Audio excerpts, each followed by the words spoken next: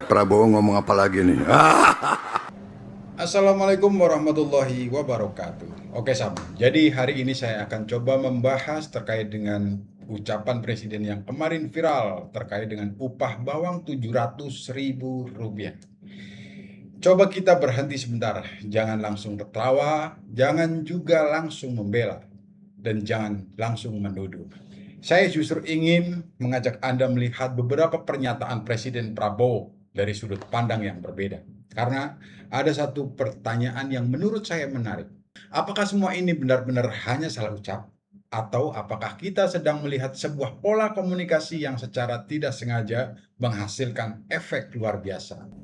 Contoh paling baru adalah soal Susada. Dalam pidato kenegaraan, Presiden Prabowo menyebut seorang buruh pengupas bawang mendapatkan upah 700.000 per kilogram. Padahal angka yang kemudian diklarifikasi adalah 700 rupiah per kilogram. Bahkan pemberitaan mengenai kasus ini menyebut ada perbedaan antara angka yang diucapkan dengan naskah.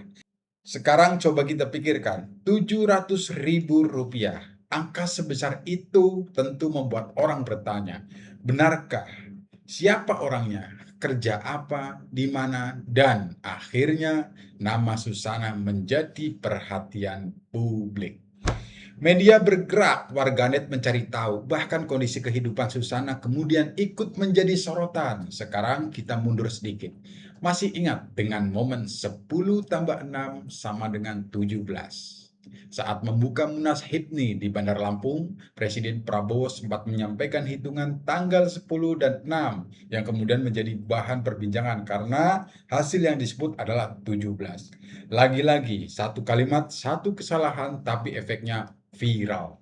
Dan orang membicarakannya di mana-mana. Nah, disinilah saya mulai berpikir dalam strategi komunikasi ada konsep yang namanya deception atau penyesatan. Ada juga konsep feign, yaitu gerakan tipuan untuk melihat bagaimana lawan merespon. Sederhananya begini, Sam. Kita seolah-olah bergerak ke kiri, lawan bereaksi ke kiri. Kemudian dari reaksi itu kita mendapatkan informasi. Tetapi apakah konsep seperti itu benar-benar terjadi dalam kasus presiden? Belum tentu. Dan saya tidak mengatakan itu.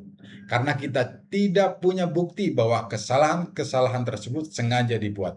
Justru bisa saja semuanya memang murni kesalahan manusia. Presiden berbicara dalam banyak acara, berbicara panjang, berhadapan dengan tekanan, dan sangat mungkin terjadi slip of the tongue. Tetapi ada satu hal yang menarik.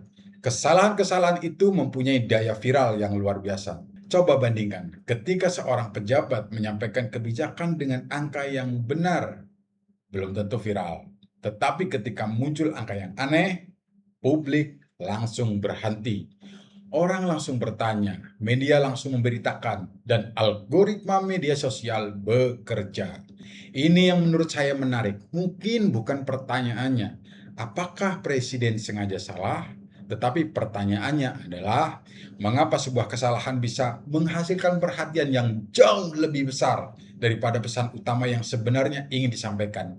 Bahkan penasihat komunikasi presiden sendiri meminta publik agar tidak hanya fokus pada satu atau dua kalimat yang viral dan melupakan substansi pidato. Dan ini justru memperkuat satu hal, perhatian publik itu sangat mudah berpindah.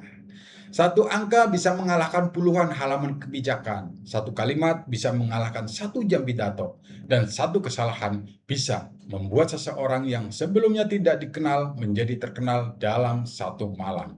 Jadi, apakah 700.000 itu sengaja? Kita tidak tahu. Apakah 10 tambah 6 17 itu sengaja? Kita juga tidak tahu. Tetapi apakah semuanya menghasilkan respon publik? Jelas, iya. Dan menurut saya, disinilah kita sebagai penonton harus cerdas. Jangan langsung percaya dan jangan langsung menuduh.